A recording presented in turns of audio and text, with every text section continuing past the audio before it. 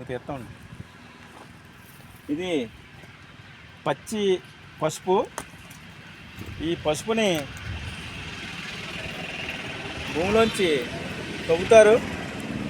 తవ్విన తర్వాత ఈ పసుపుని ఈ విధంగా ఉడకబెట్టాలి. ఇందులో వేసి ఉడకబెట్టి ఈ విధంగా పొయ్యిలో మంట పెట్టాలి. బాగాను మంట పెట్టిన తర్వాత బాగా ఉడకబెట్టాలి. ఉడకబెట్టిన తర్వాత ఈ పసుపు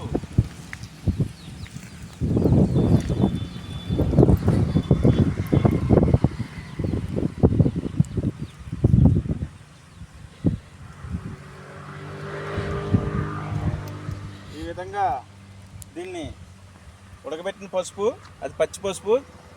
ఈ పసుపుని బాగా ఉడకబెట్టిన తర్వాత దీన్ని బాగా ఆరబెట్టిన తర్వాత ఇది మనకి పసుపు గుండ అవుతుంది అన్నమాట.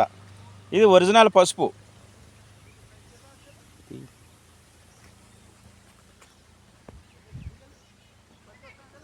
చాలామంది తెలియక పచ్చి పసుపు భూమిలో తవ్వినామంటే పసుపు తయారైపోతుంది అనుకుంటారు. కాదు, ఈ విధంగా ఉడకబెట్టి ఈ విధంగా ఆరబెట్టిన తర్వాతే మనకి పసుపు తయారవుతుంది. పసుపు రైతుల కష్టాలు ఈ విధంగా ఉంటాయి.